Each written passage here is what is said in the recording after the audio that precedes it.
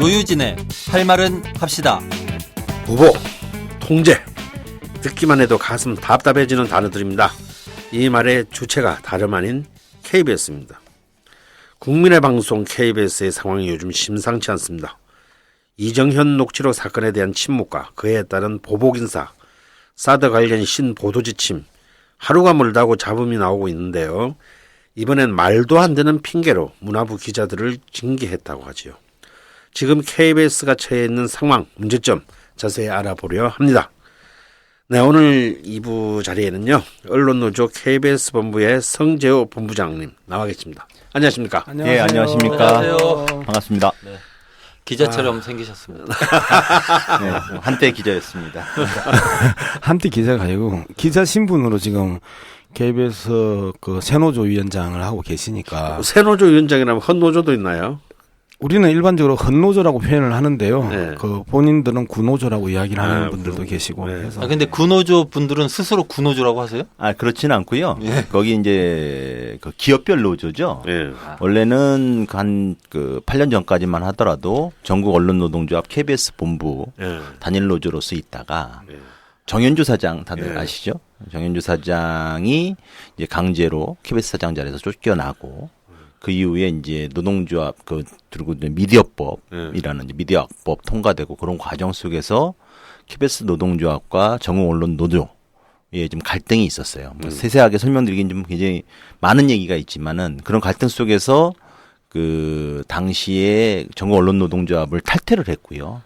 물론 이제 많은 반대가 있었는데 간신히 어떻게 해서 이제 탈퇴가 됐는데 그 이후에 그 이른바 이제 MB 특보였던 김인규 전 사장이 당시 이제 사장으로 들어오면서 그 기업별 노조인 KBS 노동조합이 이제 파업 찬반 투표를 했죠. 어쨌든 대통령의 특보가 이 공영방송의 사장으로 들어온 거를 가만히 있을 수 있겠냐 해서 이 파업이 찬반 투표가 부결됐습니다. 그런 와중 속에서 불결의 책임을 놓고 그 전까지 쌓였죠. 사실은 정현주 사장 쫓겨날 때 미진한 대응들, 그다음 미디어 악법 통과될 때 뭐 거의 활동을 못했거든요. MBC, SBS 파업하고 열심히 싸울 때 그때는 이제 이병순 사장 시절이죠. 그렇죠. 네, 이병순 사장 시절이었죠. 그러면서 이제 그런 것들 쌓이다가 결국은 이제 그 MB 특보였던 김인규 사장에 대한 그 이른바 취임을 저지하지 못한 책임으로서 집행부로 사퇴를 요구를 했었고, 그런데 그 집행부는 그 사퇴를 거부하고 그런 상황 속에서 결국은 당시 거기에 이제 반발해서 조합원들이 한 800여 명이 이제 탈퇴를 하고 과거에 전국 언론 노조, 산별 노조죠. 산별 노조에 다시 가입해서 새로운 노조를, 그러니까 전국 언론 노조 KBS 본부 제2기가 되겠나요? 그럼 지금 조합원이 몇 명 정도? 저희가 조합원이 한 1,500, 한 1,500. 1,560명 정도 되고요. 저쪽이 한 2,450명. 저쪽이 더 많네요. 예, 저쪽이 많아서, 저쪽이 이제 다수노조, 교섭 대표 노조라고 그러죠. 일부에서 뭐 말씀하셨지만 그 추미애, 현 당대표가 됐지만, 당시 이 환노위원장으로서 이 통과시킨 노동법의 폐해를 직접적으로 당하고 있는 게 이제 새노조입니다. 당시 이제 산별노조 본부 시절에는 교섭권이 있었는데, 그렇죠. 그 노동법이 통과된 이후로 2년 뒤에 교섭권을 상실하게 됐죠. 이건 뭐 70년대, 80년대 이른바 또 뭐 어용노조, 뭐 민주노조하고는 또 다른 구도인 것이죠. 글쎄요, 저희는 아직까지는 이제 저희 이제 기업별 노조, KBS 노동조합에서 저쪽 갈려 있는 상황이지만, 뭐 저희는 예전에 뭐 구노조, 새노조라고 표현하지만 저쪽에서는 또 1노조, 2노조 이런 표현을 쓰기도 하고요.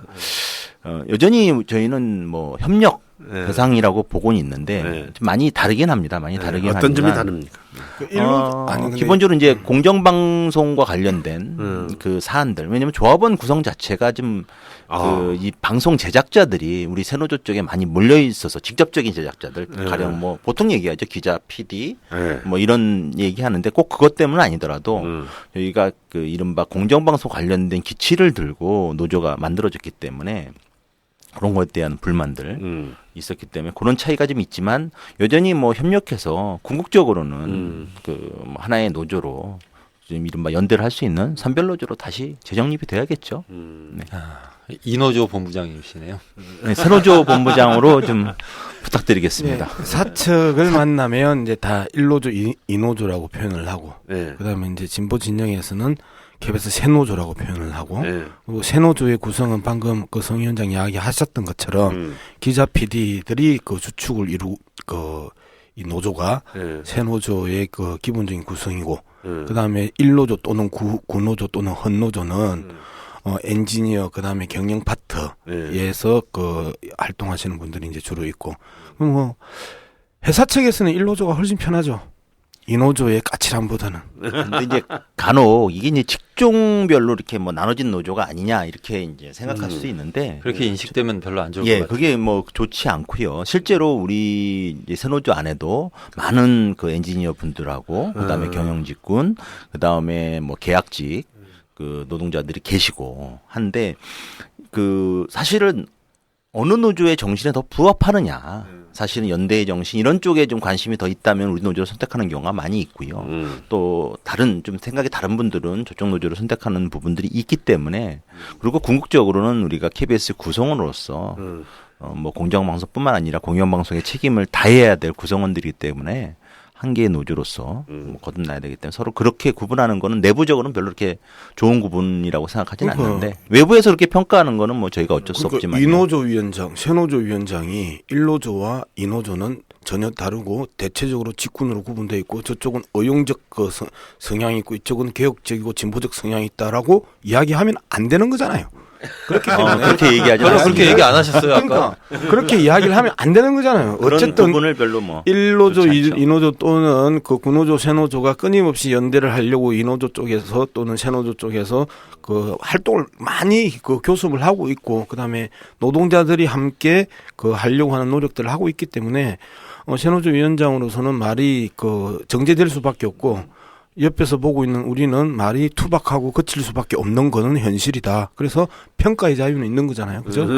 그 평가의 자유를 뭐 공정방송위원회도 서로 지금 반반씩 구성해서 사측하고 하고 있기 때문에 네. 아, 아, 참 나중에 이렇게 말씀드리겠습니다. 게스트 분을 소개하는데 가장 많은 시간이 걸렸습니다. 이렇게 세상을 복잡하게 만든 주범은 도대체 누굽니까? 자, 본격적으로 2부를 한번 시작해 볼게요. 얼마 전 기자협회보가 한국기자협회 창립 52주년을 맞아서 기자 300명을 대상으로 실시한 여론조사가 있습니다. 그 결과 KBS가 가장 영향력과 신뢰도 모두 하락했다라는 뼈아픈 결과가 나왔는데 이 이유가 무엇이라고 생각하십니까? 제가 말씀드려야 되나요? 네. 제가 할까요? 아니 근데 그 참고 자료를 좀 뒤져보니까 가장 신뢰하는 언론은 한겨레. 그다음에- 기자들이 이제 가장 네, 기자들이. 신뢰하는. 그다음 JTBC 뭐 이렇게 해서 쭉 있어요. 근데 조선일보 3위네. 조선일보 기자들이 찍었겠죠 뭐.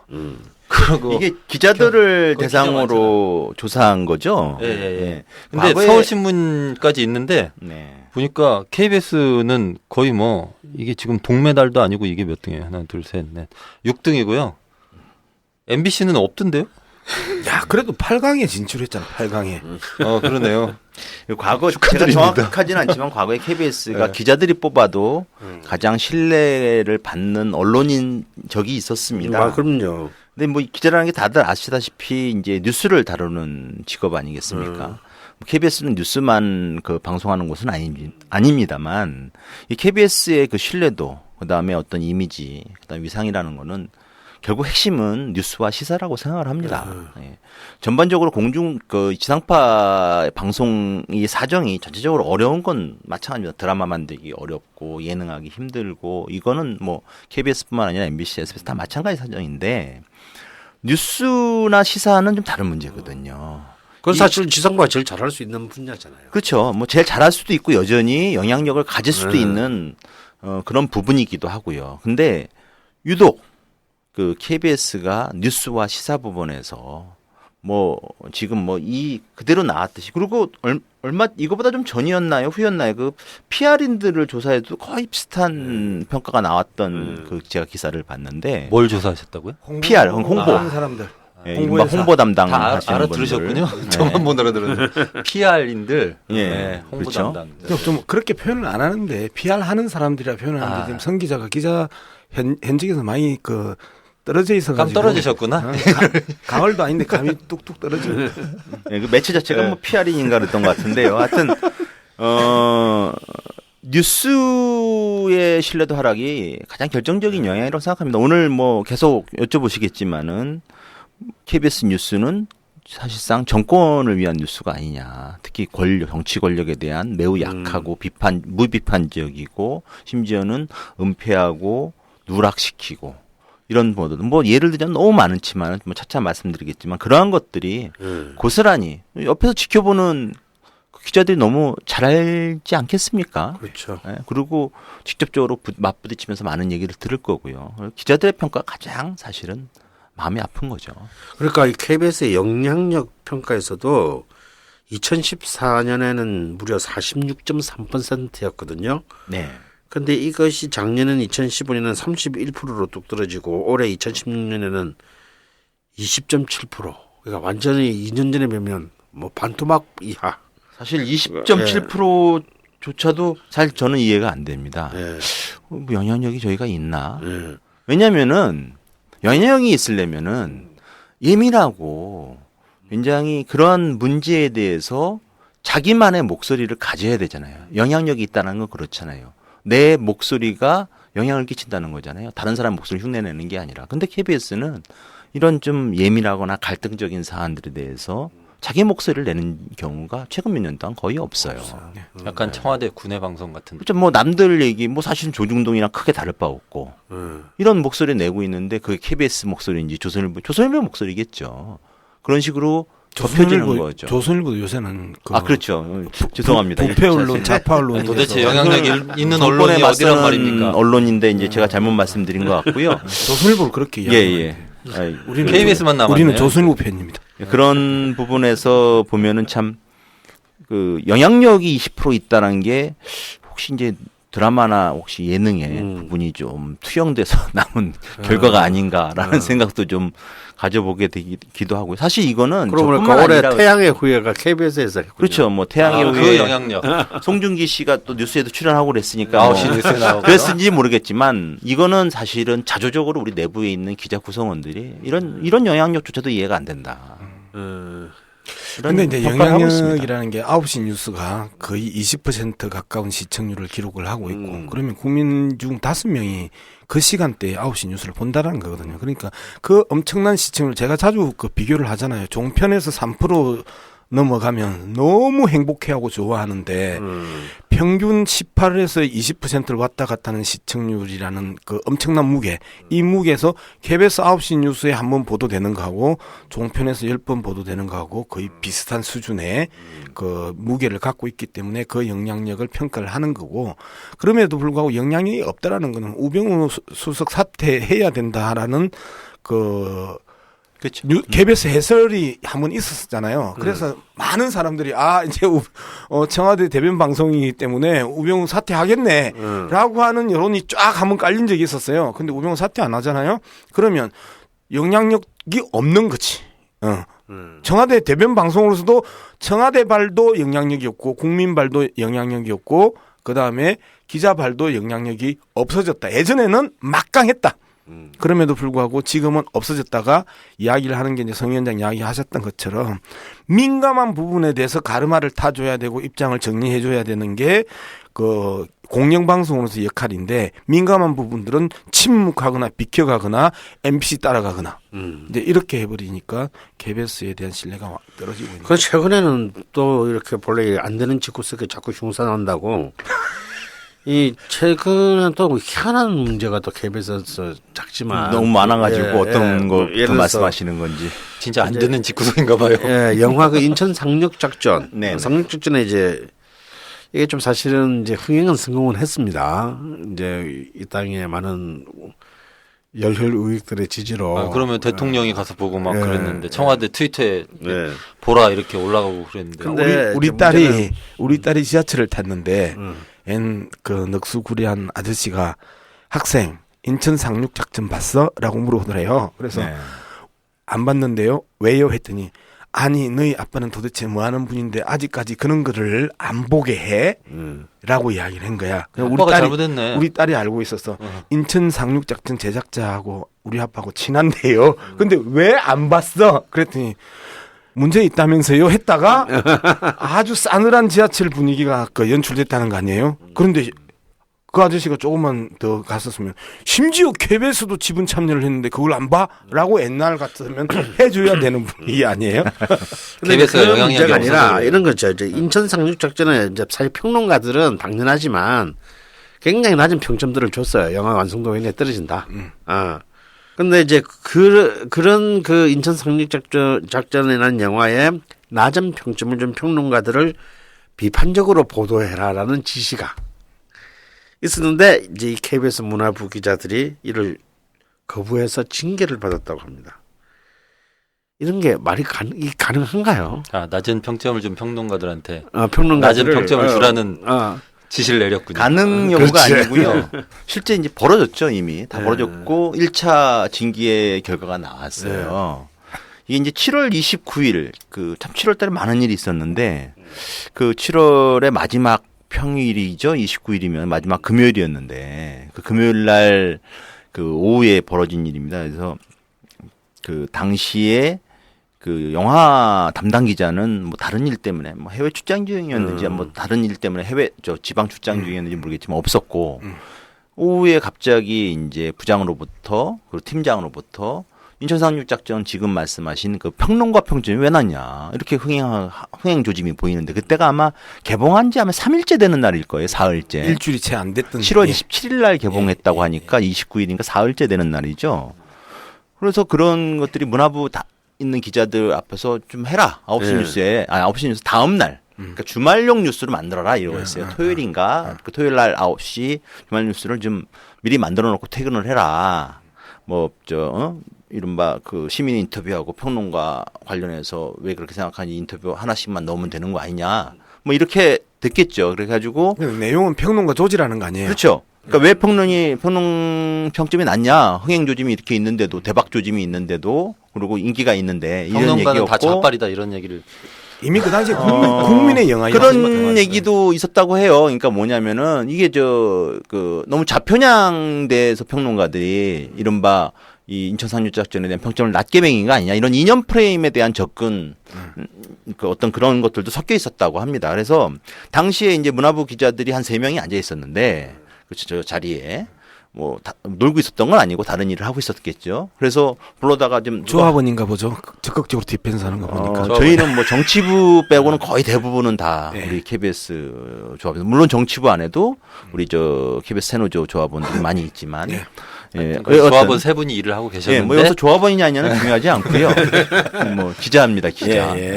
기자였는데 불러서 하라 그랬어요. 이런 식으로 이제 지시를 했죠. 평론이 낮은 이유를 좀 이른바 비판적으로 보도해라. 준비해라 그랬는데 반발을 한 거죠. 이게 뭐 개봉한 지 얼마나 됐다고 벌써 하고. 그리고 사실 개봉 전부터 이미 많은 민원연에서 내냈지만 많은 보도가 있었고 뉴스에서도 다 났었고요.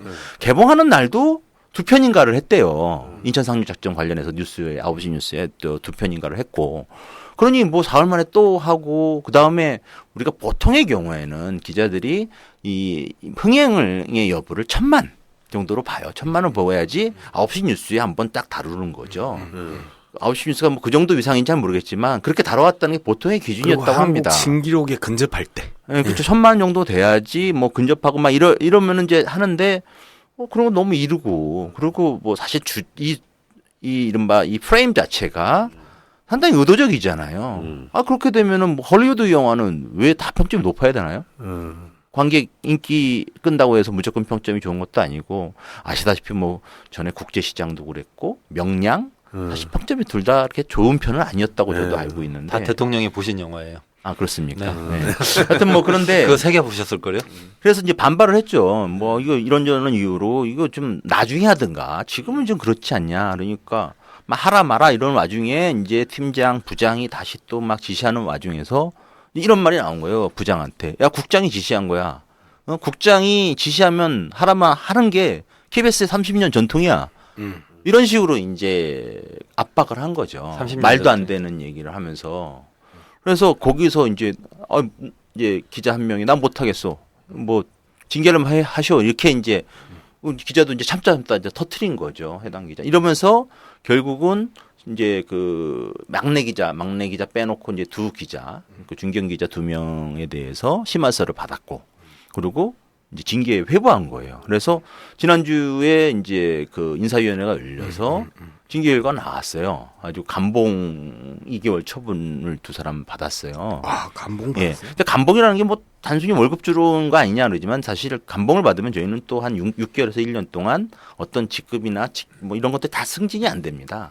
아주 이중적인 이제 징계를 받게 되는데, 기회도 줄어드는군요. 예, 뭐 그런 것도 있지만은 사실 이게 말이 안 되는 게 방송법 아시겠지만은 방송법 4조 방송법 4조가 제가 갑자기 순간적으로 헷갈리지만 방송법 4조에 보면 방송편성 규약이라고 예, 4조. 의무적으로 이른바 그 지상파 방송사 그다음 종편도 마찬가지고 방송편성 규약을 이른바 취재 및 제작자들의 의견을 들어서 만들도록 되어 있습니다. 그래서 사조가 맞을 거예요. 예, 그 노사 합의로 만든 게 있어요. 방송 편성 규약이라 그래서. 이거는 뭐냐면 지금처럼 방송의 책임자, 이른바 편성권을 쥐고 있는 거죠. 편집권을 쥐고 있는 사람하고 실제 방송 취재를 해서 제작하는 제작 실무자들, 취재 제작 실무자들하고의 갈등이 생겼을 때 조정을 어떻게 하느냐에 되는 거고, 이 취재 및 제작 실무자가 과거로부터 굉장히 많은 부당한 지시 압력이 있었기 때문에 그걸 보호하고자 만든 방송법상의 장치예요. 어떻게 보면 위임받은. 근데 거기에 보면은 자기 신념과 취재적 진실에 반하는 취재 지시는 거부할 권리가 있고요. 의견이 다르다는 이유만으로 제작 실무자에 대해서 불이익을 줘서는 안 된다라는 규정들이 명확하게 있습니다. 그리고 이런 갈등이 생겼을 때는 보도위원회, 그러니까 이른바 편성위원회인데 이거를 소집해서 먼저 거기서 의논토록 돼 있어요. 논의토록. 근데 편성위원회 열자. 그 보도위원회라 그러는데 보도본부 쪽은 TV 쪽은 TV위원회, 라디오는 라디오위원회라 가지고 그 편성위원회 요구 소집 요구도 거부하고 그냥 인사위원회 열어서 징계부터 주는. 사실은 이 방송 편성 계약은 회사에서 징계 사유로 내세우고 있는 취업 규칙이라 그러죠 보통. 지시불이행이죠. 이른바 상사의 지시에 불응했다는 거. 그거보다 앞서는 규정이고 규약인 거죠. 그런데 방송사인 KBS를 거의 군대 수준으로 이렇게 예, 뭐 KBS가 군대 방송인가요? 담당 부장이 뭐 방송. 나중에 그 부분으로는 KBS. 사과를 했다고 하지만은 인식의 단면이 드러나는 거예요. 그러니까 지금의 이른바 뉴스의 편성 편집권을 갖고 있는 사람들은 야 내가 지시하는 건데 왜 니들 생각대로 돼지들이 시킨 뭐 대로 이렇게 할 거지 지금. 뭐 반항하냐 이거 아니겠습니까? 근데 담당 부장이 사과를 했다고요? 그 발언에 대해서만 네. 뭐 사과까지는 아니고 뭐 그건 좀 지나쳤다 뭐 이런 이제 워낙 많은 말들을 그날 섞었으니까 그렇게 하는데 뭐 정확하게 뭐 사과를 했는지는 모르지만 그런 이제 그게 좀 내가 잘못 전해진 거다라고 나중에 그렇게 밝혔다고는 하지만 근데 징계를 안 해야죠 그러면. 그렇죠. 징계 자체를 회부한 것 자체가 문제인 거고 오히려 회사 규정을 위반한 거는 이른바 그 기자들이 아니고 부장하고 팀장이네요. 그다음에 징계를 회부한 그 보도국 보도본부의 제작 책임자들이죠. 뭐 국장과 같은 사람들. 예전에 우리 몇 번 얘기했었는데 기자윤리강령 예. 거기 봐도 내 외부의 개인 또는 집단의 어떠한 부당한 간섭이나 압력도 단호히 배격한다 이렇게 돼 있는 거예요. 그게 이제 방송법. 우리 조합원들이 사조네. 예, 단호히 배격했다가 월급이 깎였네요. 그렇죠. 그게 이제 방송부 4조 아까 그 성 위원장 이야기했던 방송 편성의 자유와 독립 2항을 보면 누구든지 방송 편성에 관하여 이 법 또는 다른 법률에 의하지 않고 어떠한 규제나 간섭도 할 수 없다. 이게 이제 그리고 이제 6조에 보면 편성 규약 이야기가 이제 6조에 나와요. 아 그렇군요. 아니 6조 아니고 4조 사항일 겁니다. 방송법 4조 그런가요? 사항에 방송 편성 규약을 제정토록 돼 있는데 그 사실은 이게 우리 4조 사항 맞아요. 종합 예, 편성 예. 또는 보도에 관한 전문 편성을 행하는 우리- 방송 사업자는 네. 방송 프로그램 제작의 자율성을 보장하기 위하여 취재 및 제작 종사자의 의견을 들어 방송 편성 규약을 제정하고 이를 사실은 공표해야 한다. 4조는 거의 외우다시피 하는데 왜냐면 4조 이항 갖고 제가 이제 이정현 고발했지 않습니까? 그러니까요. 고발해가지고 뭐 당대표까지 만들어 드렸지만은 큰일 하셨어요. 예. 그럴까요? 사실 우리 양 박사님께서 예전에 방통위원도 하셨지만은 방송통신 그러니까 방송심의 규정이라는 게 있어요. 이제 지금 방송심의위원회라고 따로 있지만은 거기에 보면은 이른바 이해 당사자 우리는 인천 상륙작자의 투자자예요. 그러니까 뭐냐면은 객관적 입장에 있는 사람이 이 언론사가 아니라 KBS는 자회사와 함께 직접 투자한 직접 투자사란 말이죠. 이해 당사자 30억이나 투자했네요. KBS하고 KBS 미디어가 뭐 그랬다고 20억, 10억, 합니다. 30억이나 투자했습니다. 그러면 이해 당사자가 이른바 이해관계에 얽힌 일방의 주장을 보도하면 심의 규정이 직접적으로 위반이 돼요. 그런 의거는 거의 그러니까 사실은 이 방송이 이른바 흥행을 위하거나 목적으로 과도하게 했다는 것이 객관적으로 사실은 입증이 된다면은 그러니까 방송심의 규정 위반을 하는 거예요. 그리고 그 기자들한테 이게 자칫 잘못하면은 심의 규정 위반을 지시하는 거기 때문에 굉장히 부당한 지시도 될 수 있는 거거든요. 실제로요. 민원연이 발표한 보고서에 따르면요. 작년이에요. 올해도 아니고 작년 8월 13일 아마 이제 이 제작 발표할 때부터인 것 같습니다. 작년 8월 13일부터 지난 3일까지 그러니까 355일 동안 KBS가 모든 시간대 뉴스에 걸쳐서 인천 상륙작전 관련 보도를 총 52건을 했답니다. 많이도 했네. 52건이나요? 1년에 52건이면 그러니까 매주 한 건이나요? 그렇죠. 매주 한 건. 제작을 하고 있는 당시부터 이제 홍보가 들어간 거고. 네.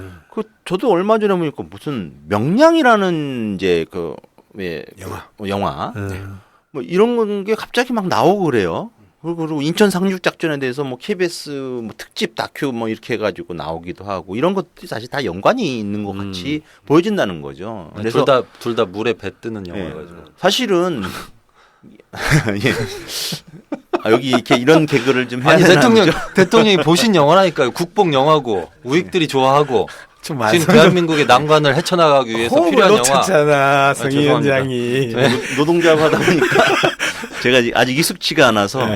근데 여하튼 이 쉬운 두 건이라고 그러면은 사실은 굉장히 과도한 거예요. 그렇죠. 우리가 과거 뉴스에서, 명량이나 네. 국제시장 얘기를 많이 들지만 흥행 1위를 기록한 영화라고 하는데 여기에 5번 난했을 거예요. 예?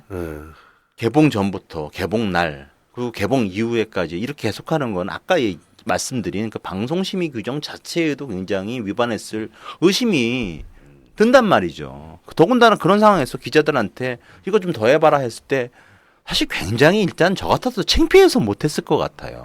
저 같아도 거부했을 것 같아요. 너무 창피하잖아요. 자기도 출입처 가고 자기가 취재하는 분야에 가면은 다들 평론가 계시고 그다음에 문화 전문가시던데 알 거 아닙니까? 내가 어떻게 창피해서 취재합니까 앞으로?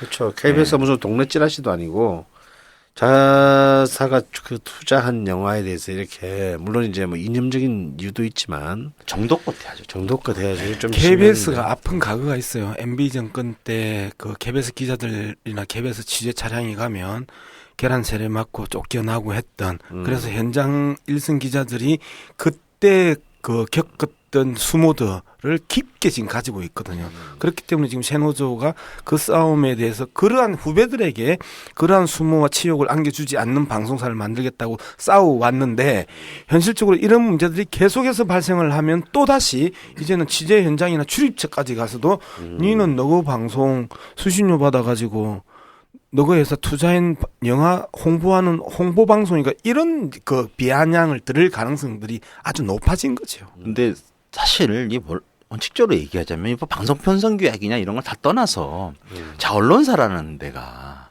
취재 기자가 있고 데스크가 있습니다. 그러면 항상 데스크와 취재 기자는 이런 갈등이 있고 논쟁이 있는 거예요. 물론 부당한 지시가 있을 수 있고 이해 안 되는 지시가 있을 수 있죠. 그리고 취재해 왔는데 저 얘기거리 안 되는 것 같고 박박 우기는 기자들도 있는 거고요. 그래서 늘상 취재 기자와 데스크 사이에는 갈등이 있고 싸울 수 있어요. 근데 그거 갖고 제가 20년째 지금 기자하고 있지만은 그거 갖고 징계하겠다고 하는 건 본 적이 없어요. 그런 갈등 갖고. 서로 싸우고 나면은 다음에 좀 잘해보자라고 하든가 아니면 좀 기다려서 그거를 납득할 수 있는 기자한테 지시하는 게 보통의 경우였어요. 근데 그거를 기어코 그거를 자기 뜻과 다르다는 이유로 지시한 거 하지 않는다는 이유로 기자를 징계까지 회부하고 징계를 매기고 하는 것들은 과거에 전례도 없었고 제가 이거는 언론사 힘을 포기하는 행위잖아요. 네? 그렇지 않습니까? 이게 여기가 다른 그 무슨 공장하고는 다른 데 아닙니까? 그런 부분에서 굉장히 좀 많이 가슴이 아프네요. 속상합니다. 예. 근데 이 말도 안 되는 징계가 지금 방금 말한 인천 상륙작전 이 사건만이 아니고요. 이 저희 KBS의 특별감사 또 보복 인사 문제로 이 내부 반발이 계속 이제 일어난 일들이 일어나고 있습니다. 가령 이제 이 사드 관련한 이 보도 지침 또 이 사드 신중론을 편 뉴스 해설위원 2명을 인사 조치했네요. 네. 아, 2명이 아니고 1명만. 한 명입니까? 네. 뭐 이건 뭐 좀 무슨 일인지 이게 구체적으로 한 설명을 명, 예, 해주세요. 좀 지금 말씀하신 설명 좀 것처럼 해주세요. 네. 이게 지금 인천 상륙작전 이 건은 시기적으로 가장 마지막에 생긴 네. 일인데 징계는 가장 먼저 이루어졌고요. 네. 사실 이게 7월에 모두 일어났는데 7월 11일 날 김진수 해설위원, 근데- 그다음에 2월 11일 날 김영근 해설위원이 사드 관련 뉴스 해설을 해서 그 주의를 받았죠. 그리고 한 사람은 징계를 그 실질적으로 보직 변경을 당했죠. 네네 그렇죠. 예. 인사 조치를 당해서 그러니까- 해설 업무를 이제 배제됐는데 예. 이게 지금 고대영 사장이 현 KBS 사장 아니겠습니까? 예. 이 고대영 사장이 취임한 현 KBS 사장이 취임한 게 작년, 그러니까 지난해 11월 23일인가요? 하여튼 11월 말이었어요. 그 이후로 네.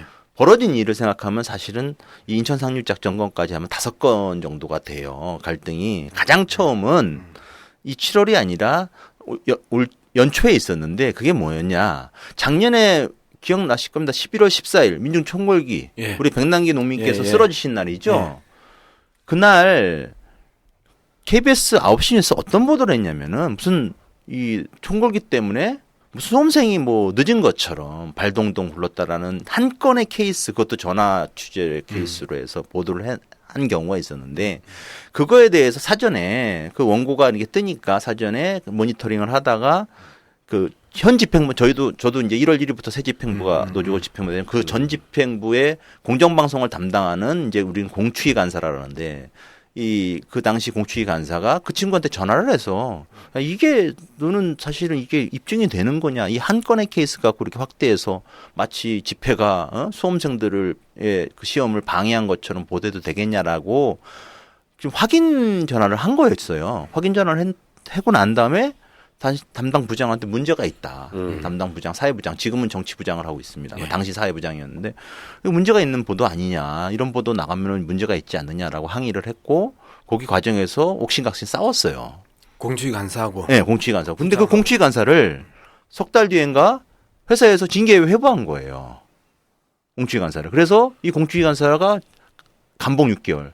회사는 요즘에는 감봉을 자꾸 내리는데 예전에는 정직 잘 내리더니 정직을 내리면 또 노조 와서 일해버리거든요. 그러니까 노조에서 일할 거가 두려워서 그런지 자꾸 감봉 쪽으로 가는데 어쨌든 감봉 6개월을 내려가지고 황당하지 않습니까? 노조에서 당연히 하는 활동이고 수십 년 동안 해왔던 활동인데. 공추위가 공정방송추진위원회의 줄임말입니다. 네. 노조에 있는 기구입니다. 근데 그렇게 징계를 내리고 그리고 결국은 그게 이제 노동위원회 가서 징계가 무효, 부당하다고 판정이 났어요.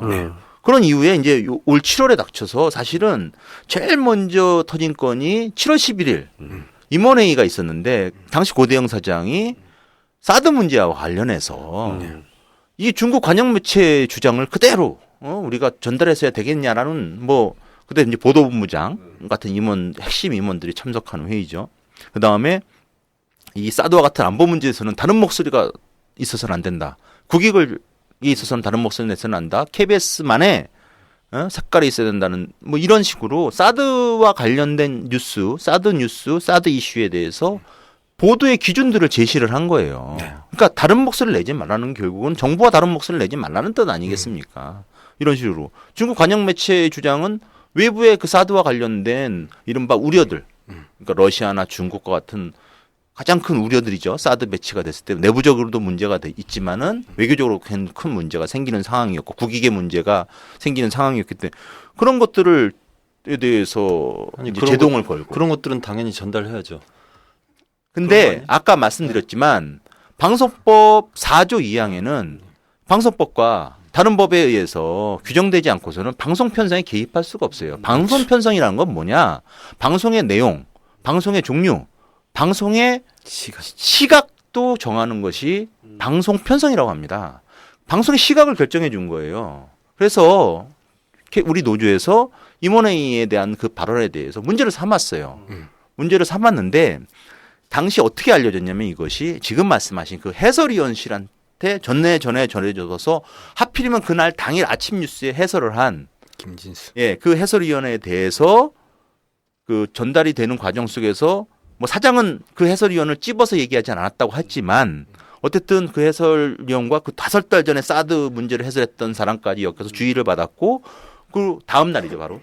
그리고 오후에는 결국은 니네들 인사 내야겠다. 해설위원실 밖으로 내보내겠다. 수원에 있는 연수원으로 보내겠다. 이렇게 된 거예요. 그리고 결국 한 명이 우리 성명서에도 불구하고 인사 조치가 됐어요. 방송문화연구소라는 데로. 기양지. 예, 이른바 이제 가버렸죠.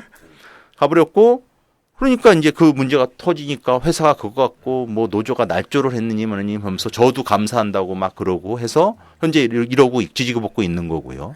아니 현직 위원장을 감사를 한다고요? 그렇죠. 그러니까 이런 성명서가 왜 나왔냐 이런 얘기를 주장하는 건데 이거는 명백하게 방송 편성 규약을 위반한 소지가 있기 때문에 우리가 문제를 삼은 거고 사실은 문제가 우리가 이른바 사실과 다른 얘기했으면 고발하라고 하면 되는 거지 뭐 감사를 합니까? 예. 형사 고발하면 될 건데 사실은 근데 저희는 이 부분이 사장이 쫙 전파가 돼요. 보도본부에만 전달이 되는 게 아닙니다. 임원회의는요.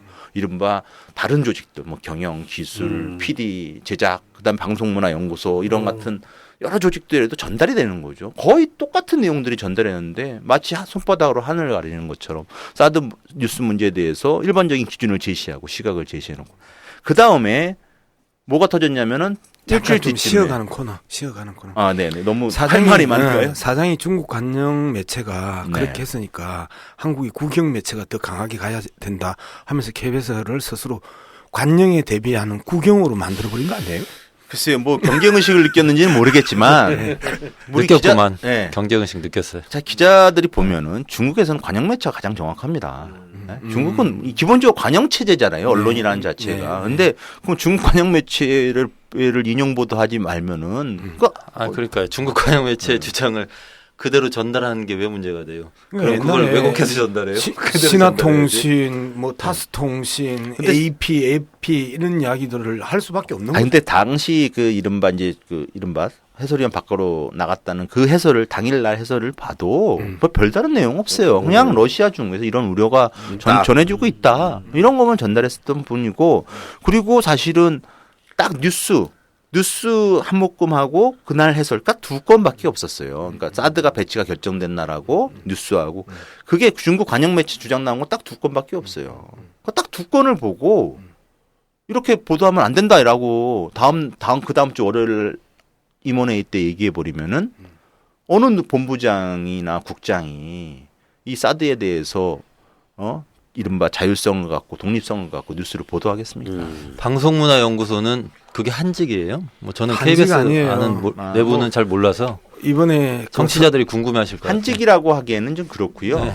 그러니까 직접적으로 방송 제작하고는 하는 곳은 아니기 때문에 방송 제작 뉴스 업무에서 배제된 거는 맞죠. 그러니까 뉴스의 전선에서는 이제 아웃시킨 거죠. 대체적으로 이제 김시곤 전 그 보도국장이나 회사에서 그 사측에서 보면 조직에 무리를 일으키는 사람들을 대체적으로 2군데로 보내는 것 같아요. 하나는 방송문화연구소로 보내는 경우가 대부분이고 안 그러면 지방 발령을 내는 경우가 있는데 젊은 사람들은 지방 발령을 내고 나 드신 분들은 방송문화연구소로 보내더라가 기본적인 KBS 징계 패턴이잖아요. 이분들은 뭐 다 인사가 징계라고 바로 얘기하기는 어렵지만은 뭐 사실은 좀 부인하기 어려운 부분도 있어요.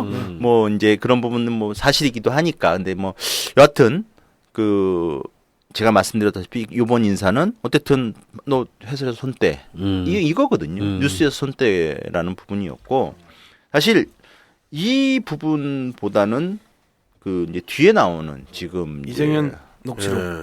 그거는 좀 뒤에 지금 사드 문제 하나 더 남아 있으니까 그래요? 너무 많아가지고 이거 지금 말고 또 있어요? 이른바 대구가 이제 성주 지역의 사드 문제를 취재를 담당하고 있거든요. KBS 대구 KBS에서. 성주를 담당하는데 이제 그 딱 일주일 뒤에 일어난 겁니다. 그 7월 9일이었나 7월 19일이었는데 한교안 국무총리가 한 날. 아니요.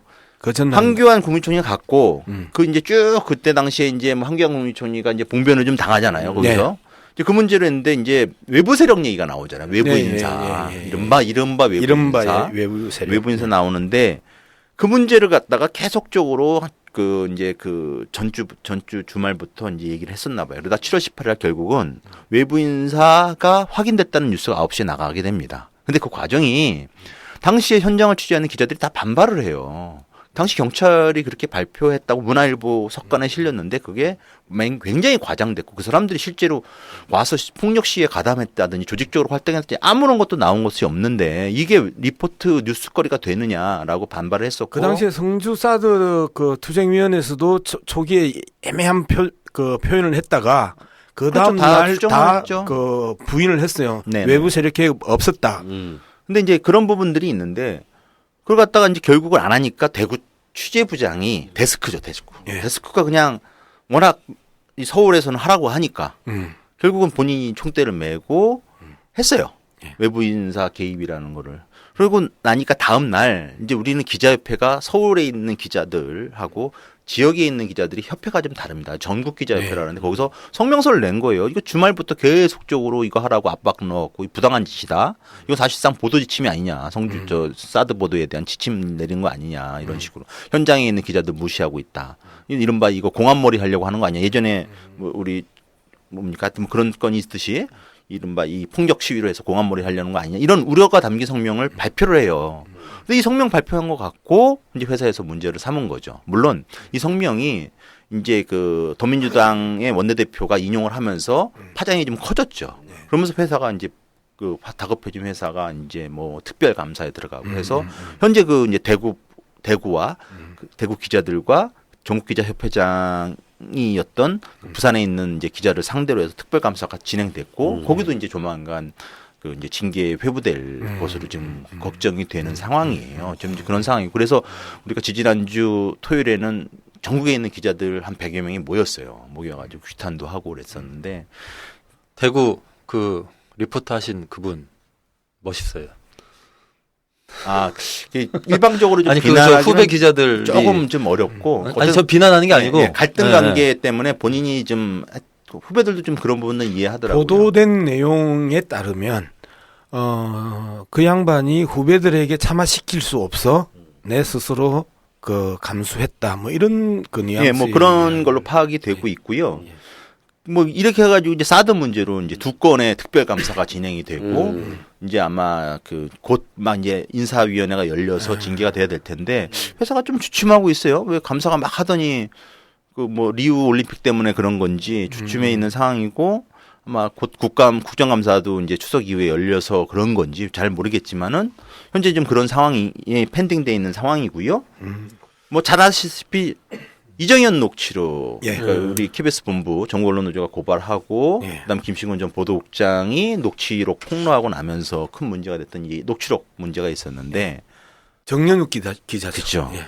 이 보도를 KBS에서 안 하잖아요. 당사자라서 이번에는 안 하는 건가요? 지난 아까 인천 상륙 아까 전 작전은 문제는 당사자라서 인천 그렇게 보도를 하더니 열심히 하더니 인천 상륙 작전은 당사자라서 하고 이거는 사실은 이거는 네. 당사자라서 안 하고 이거는 도대체 아니 뭐 기준이 당사자라서 안 한다는 표현도 없었고 여하튼 안 하는 겁니다. 그냥 뭉개고 있는 뭉개다가 뭐 이제 나중에 여야 그 상임위에서 공방이 펼쳐지니까 정치부에서 이제 그나마 한 꼭지 다루고 막 이러는데 그래서 정현욱 한번 기자 했어요. 뭐 이제 정치 공방으로는 다루죠. 정치 공방. 상임위에서 이런 공방이 오갔다. 예. 정현욱 기자라고 이제 그 한 10년 됐나요? 이제 10년도 안 됐는데 한 8년 정도 된 것 같은데 네. 이 기자가 기자협회보에 회원이니까 이제 기자협회보에 글을 기고를 해서 이 녹취록에 침묵하는 KBS에 대한 비판글을 써요. 예. 거기에 보면 이제 기자협회 정상화 모임이라는 게 나옵니다. 혹시 나중에 물어봐 주신다면 제가 설명을 드리겠지만 뭐예요? 이분도 멋있어. 네, 이제 KBS 보도국의 이런 행태들에서 비판한 글을 썼는데 그 글 갖고 그걸 쓴 지 이틀 만에 제주도로 인사발령을 내버립니다. 아주 지금 제주도에 가 있고 완전 유배네요, 유배. 네. 근데 이제 참 그 유배라고 하기가 그 표현하기가 상당히 깔깔한 부분이 있어요. 왜 그러냐면 새노조 1대 노조 위원장인 김현석 위원장 같은 경우 그 강원도로 보내버렸거든요. 그렇죠. 춘천에 그다음에 있었죠. 이번에 이제 제주도로 보내버렸잖아요. 그러면 강원도에 있는 그리고 제주도에 있는 KBS 기자들은 우리는 뭐야? 우리가 귀향지고 유배지야?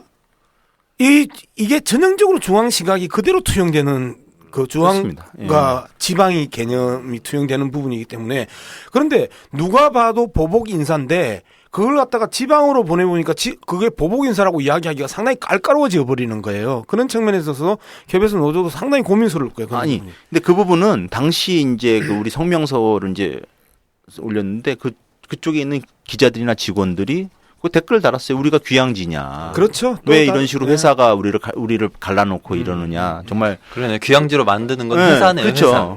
그렇게 했었고 그리고 아까 말씀드린 것처럼 국부장단들이 이제 이게 문제가 되니까 정인욱 네. 기자를 이제 제주로 발령낸 걸 문제가 되니까 국부장단들이 성명서를 내면서 이런 식의 표현을 합니다.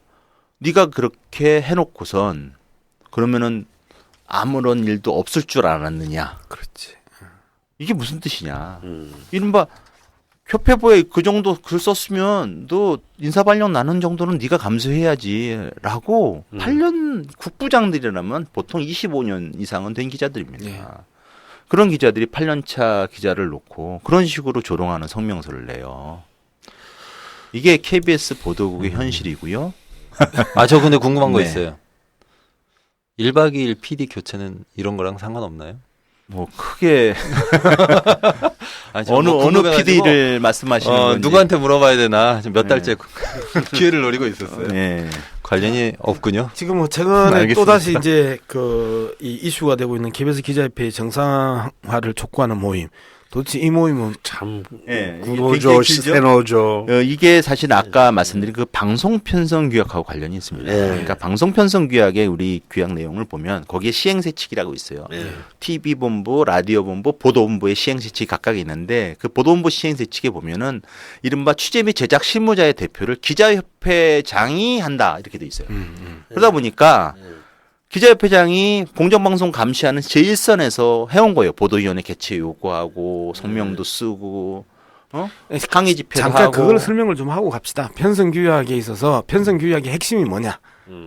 라고 하면 그러니까 편성규약이라는 것이 이제 기본적으로 취재 및 제작 실무자의 이른바 양심과 신념에 따른 자율성을 취재 제작의 자율성을 지킴으로써 이 방송의 독립, 이 방송의 독립이라는 게 굉장히 중요하지 않습니까? 객관적이고 독립적인 이러한 부분들을 담보하기 위한 장치인데 핵심적인 장치로서 이른바 회사의 제작 책임자들, 이제 회사 측 간부들이죠. 보도위원회를 네, 한번 그거를 설명을 이제 그런 이제 전체적으로 편성위원회라고 하는데 그 간부들과 그다음 실무자 측 대표로 구성된 그런 위원 회의를 열도록 돼 있어요. 이런 갈등 사항이라서 그 회의를 열어서 조정토록 돼 있죠. 이게 노조 그 단체 협약에 있는 공정방송위원회랑 매우 유사합니다. 어쨌든 그건 엮여 있는데 그렇게 돼 있는 실무자 측 대표, 즉 보도 쪽 대표를 기자협회장이 맡다 보니까 오랜 기간 동안 특히 이제 MB 정부 이후에 방송 장악이 굉장히 강해졌지 않습니까? 그러면서 기자협회가 핵심적인 역할을 하는 거예요. 기자협회장은 아침 편집회의에 들어가서 부장들이 무슨 얘기를 나누는지, 그다음에 그날 오늘 어떤 아이템들이 예정되고 아침 편집 있는지, 회의는 보도국장이 주재하는 자리죠. 그렇죠, 보도국장이 거기를 참석을 해서 보게 되고 발언도 합니다. 그리고 그 시행세 측에는 그 실무자 측의 대표의 의견을 대표해서 가서 의견을 제시할 수 있도록 돼 있어요. 그래서 사실 굉장히 많은 활동들을 해왔어요. 이 공정방송을 그나마 뭐 외부에서 보기에는 뭐 굉장히 답답하고 한심하게 보이겠지만 내부에서는 어쨌든 기자협회장이 중심이 돼서 그 안에서 정말로 막 시시콜콜 따지고 또 싸우고 뭐 정말 온갖 구박을 받아가면서 국장부장도 쫓아다니면서 이렇게 하면 안 됩니다. 저렇게 해야 됩니다라고 하는 게 기자협회장이었던 거예요. 그러니까 기자협회가 이제 그렇게 하다 보니까 그거 싫은 거죠. 그런 활동. 그러다 보니까 지난 3월 11일인가요? 올해? 그러니까 총선이 있기 한 달 전쯤에 이른바 기자협회 정상화 모임이라는 걸 출범을 합니다. 거기에 그러면서 보도국장, 부국장이 나갈 수 있는 취재주간, 편집주간, 뭐 그다음에 스포츠국장, 뭐 무슨 국장들 다, 부장들 다, 뭐 아까 정치부장, 그분들일 것 사회부장. 같아요. 정인욱 그렇죠. 기자한테 그다음에 몰랐냐 했던 그분들. 거의 많이 일치하죠. 거의 대부분 일치하는데 그다음에 뭐 팀장들까지 해가지고 그다음에 뭐 몇몇 기자들 해서 한 100여 명 기자로 된 정상화 모임. 기자협회를 정상화시키겠다는 정상화 추진 모임이 생깁니다. 그 자기 이름을 다 적어서. 근데 이게 뭐냐면요. 우리 보도국 취재 기자 한 500명 정도 되는데 스포츠까지 해서 그 기자들이 그 중에 야 우리 팀은 이렇게 돼 있어. 우리는 이렇게 이 안으로 들어올래?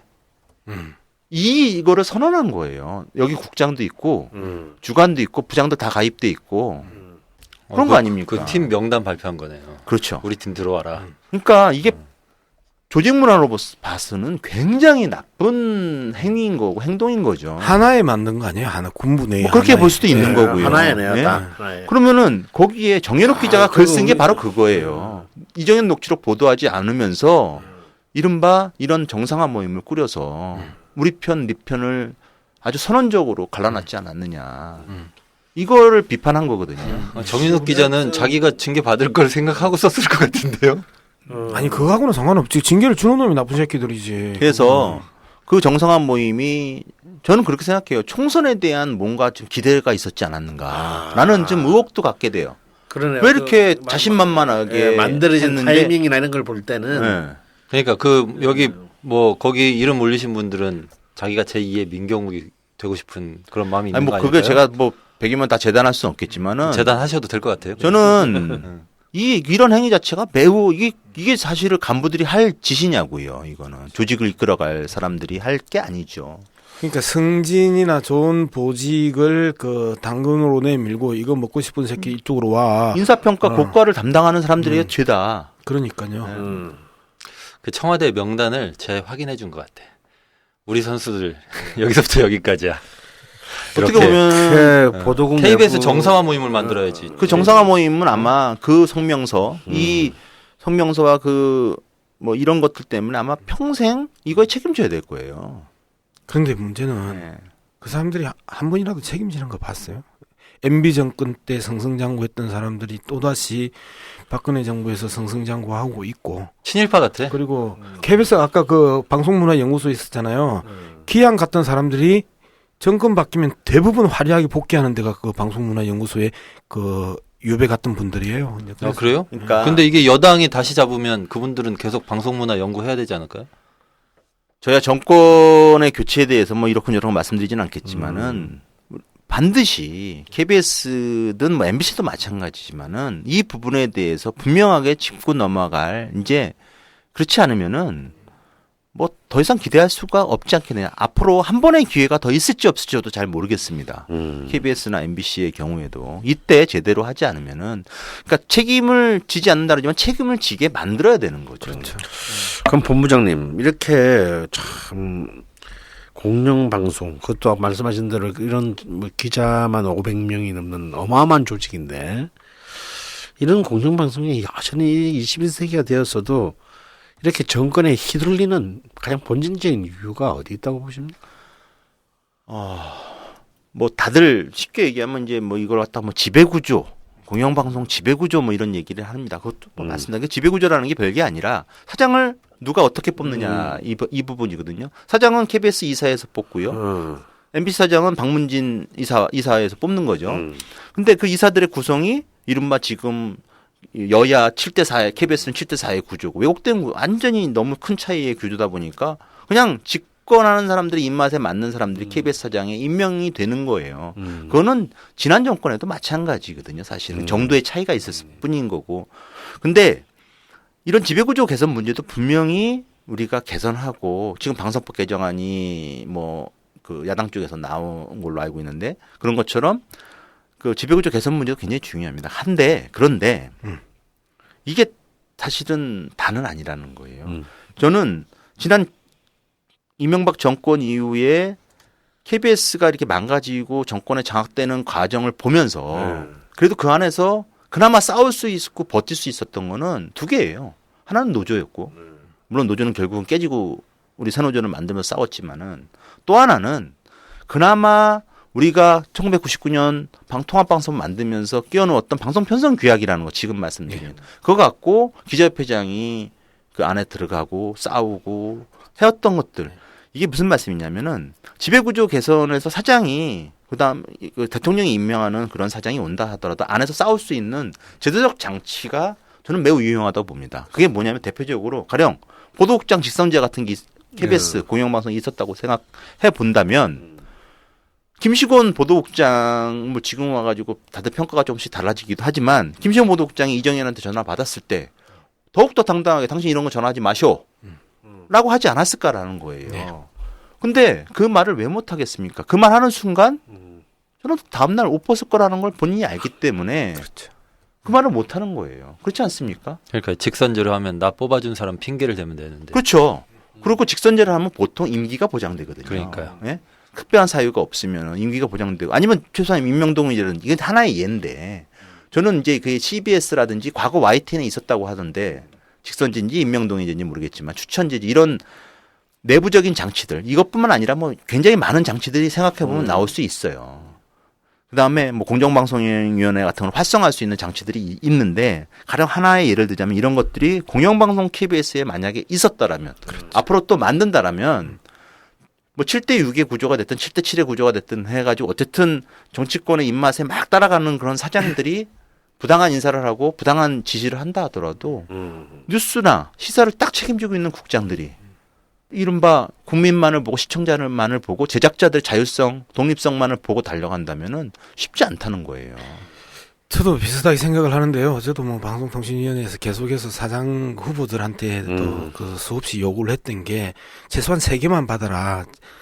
보도국장 직선제, 시사교양국장 직선제, 라디오국장 그 직선제 이 3개, 즉 여론에 영향을 미치는 그 담당 국장이 직선제만 되면 수신료 인상이 돼서 내가 깃발 들고 나서면서 KBS를 자본으로부터의 독립, 그리고 수신료는 사실상 권력으로부터의 독립에 있어서 상당 부분 영향이 있거든요.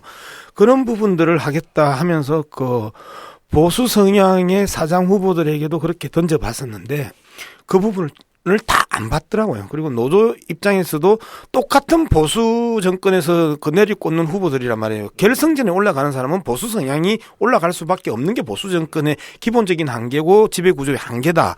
그러면 최소한 이 정도만 그 받아주면 하도 안 돼서 이제 직선제 아니고 그러면 추천제 2명 추천할 테니까 한 놈만 네가 찍어라 까지도 이제 후퇴하면서 제안을 했음에도 불구하고 어느 후보도 그 부분에서 안 받는 이제 이런 상황인데 기본적으로 KBS가 공영방송으로서의 뼈대를 굳히기 위해서는 지배구조 개선보다는 외려 저는 내부에 이러한 그 국장 선임 과정을 좀 더 탄탄히 만들어내는 것. 그리고 예를 들어서 2년 주고 1년에 중간평가 한번 하면 충분히 KBS가 그 외부 간부가 뭐예요? 사장이 뭐예요? 본부장이 뭐예요? 보도국장이 뭐야?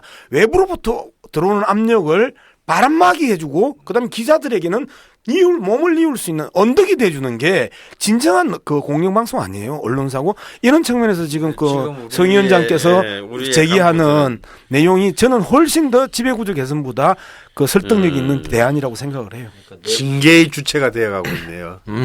아니 그러니까 내부의 제도를 잘 갖추는 거. 그래서 내부의 네. 그런 제도적 장치인데 사실 뭐 시간이 허락된다면 한 가지만 더 네, 말씀드리고 계속, 싶은데 이런 뭐 보도국장 직선제니 뭐 이런 것만 있는 게 아닙니다. 가령 지금 거의 지금 KBS, MBC, SBS 다 있는 공정방송위원회라는 게 있습니다. 그거는 아까 공정방송 추진위원회는 노조 기구지만 공정방송위원회는 회사 기구예요. 그건 뭐냐 제작 실무자 또는 노조 노측의 대표들하고 사측의 대표들 주로 임원들이 나오는데 이 제작상, 취재상, 편성상에 생긴 이런 방송, 공정방송의 문제를 논의하는 자리예요. 근데 이게 무슨, 이거는 단체협약으로 규정돼 있거나 노동조합, 노사 간의 단체협약이나 아니면 방송편성규약에 위임받아서 하거나 이 두 가지 방식이 혼합되어 있거나 이렇게 돼 있는데 공정방송위원회에 굉장히 많은 안건들이 올라옵니다. 지금 이게 왜 이런 보도 안 했어? 그냥 서별관 회의 왜 보도 안 하다가 나중에서야 뭐 이제 보도하고 왜 저 박근혜 대통령이 지난번 그 광복절 취임사 연설할 때 이런 역사인식 부재하는 거 왜 지적 안 해서 가령 이런 안건을 냈다고 쳐요. 그러면은 이 안건이 아예 안 올라가거나 아니면 회의가 열려요. 그냥 공방만 하는 거예요. 공방. 공정방송위원회가 공방만 하는 회의가 공방위원회네요. 공방하는 회의. 서로 그럼 끝이에요. 그러면 안 되잖아요. 그렇죠. 이게 뭐가 문제인지 그리고 앞으로 어떻게 바꿀 것인지 이런 것들을 사실은 그 결론을 내야 되는 자리 아니겠습니까? 근데 그것이 안 되는 이유가 그냥 공방이만 있는 거죠. 그래서 공방만 하는 실제로는 가령 우리 우리 모든 방송사 시청자위원회라는 데가 있지만 그냥 시청자로 다 사장이 임명하는 이른바 사장 친위대라는 얘기 많이 듣지 않습니까? 근데 이런 가령 공정방송위원회에서 결론을 내지 못하는 안건들을 시청자위원회가 맡아요. 근데 이 시청자위원회 구성 자체를 다시 해야 되는 거죠. 가령 공정방송위원회에서 그 시청자위원을 선임토록 한다든지 아니면 노사 간에 반반씩 시청자위원을 추천해서 한다든지 이게 없는 제도가 아니라 SBS가 이미 하고 있는 제도입니다. 그래서 SBS는 공방위에서 결론이 정말 안 돼가지고 핵심적인 사안들은 이른바 시청자위원회로 넘어갈 수 있다는 거예요. 그럼 시청자위원회 결론 내서 이렇게 합시다라고 의견 들으면 따르는 거죠. 그러니까 뭐냐면은 제작 책임자, 제작 실무자 사이에는 항상 아까도 말씀드렸지만 갈등이 있어요. 그리고 서로 관점이 다를 수도 있고 그리고 불공정 방송에 대해서는 책임을 묻는데 임원이 우리가 책임질게요 이렇게 답은 안 할 거 아닙니까? 그럼 결국은 보다 좀 객관적인 사람들의 힘을 빌어서라도 좀 견제를 하고 해야 된다는 거죠. 네, 그런 내부적인 장치들은 방금 이야기하셨던 공정방송위원회는 네. SBS에 존재를 하고 있고 그다음에 아까 보도국장 직선제는 CBS에서 오랫동안 전통으로 하고 있는 제도입니다. 새로운 제도가 아니고 그런 측면에서 본다라면 SBS 지금 KBS 노조위원장 모시고 그 SBS 이야기하기 그렇지만 어쨌든 KBS MC보다는 지상파 3사 중에서는 SBS가 그나마 중립적이다, 공정하다 평가를 받고 있는 거고 그다음에 정권의 부침과 상관없이 일관된 그 논조를 유지하고 있는 게 CBS 보도국이란 말이에요. 그런 측면에서 본다면 제도의 장점이 현실적으로 검증되어 있고 그 검증된 제도를 공정방송이라는 최소한의 저널리즘 가치를 위해서 그 제도화 시키자고 하는 부분에 있어서 가장 먼저 도입돼야 되는 데가 어디예요? KBS입니다. 그 다음에 MBC고, 그 다음에 연합뉴스고, YTN과 같은 국가의 그 지분이 들어가 있는 그 정부의 지분이 들어가 있는 데서 먼저 하면 자연스럽게 다른 민간 언론사에서도 확산될 수밖에 없는 이러한 좋은 그 제도와 시스템 자체를 끝내 안 하는 게 현실이라는 거고. 그러니까 이제 국가의 지분을 집권자의 그 지분이라고 생각하는 거죠. 그러니까 전리품인 거죠, 전리품. 원래 좋은 제도는 공공기관부터 해가지고 퍼뜨리잖아요. 그렇죠. 그러니까 말씀하셨던 대로 그런 좋은 제도들, 보도국장, 아까 네네. 기자 입장에서는 참정권 확보인데 그런 제도 그리고 공정방송위원회 와 시청자위원회로 연결되는 공정방송을 위한 어떤 시스템 이런 제도 확보 그다음에 그것을 지키고 키워나갈 사람들 노동조합이 좀 강화되고 이런 게 좀 됐으면 좋겠다 싶고 이렇게 해가지고 KBS가 더 좋아져서 우리 종편 잘리신 우리 양문석 박사님 같은 분들 KBS에 좀 진출하시고 이렇게 하면 좋지 않을까. 자 이제 좀 정리할 시간이 됐는데요. 예. 전혀 중요하게 생각하지 않아요. 아무튼 뭐 그런 거 전혀 중요하지 않습니다. 네. 본부장님께서 보시기에 이번 20대 국회에서 좀 꼭 추진해야 되는 미디어 현안이 뭐 여러 가지 있겠지만 이것만큼은 이번 20대 국회에서 좀 미디어 관련해서 좀 꼭 전향적으로 추진돼야 되는 게 있다. 바라는 거는 너무너무 많은데 사실 이제 얘기해 주세요. 노동조합을 짧게. 하다 보니까 사실 이제 노동법 관련해서도 사실은 좀 있어요. 아까 제가 추미애 그렇죠. 그 한국위원장 당시 시절. 그 노동법 문 잠가놓고 했던. 이거 바꿔야 되는 것 뭐 이거 빨리 바꿔야 되는 저희 같이 특히 소수노조 교섭권 잃어버린 노조 1,600명 되는 조합원이 교섭권 없는 노조 그렇게 많지 않습니다 전국에. 예. 근데 뭐 하여튼 그렇고 요거는 뭐 가이를 말씀드리는 거고 뭐 지금 계속 말씀드렸다는 겁니다. 이것이 사실은 방송법 개정안에 다 들어가야 돼요.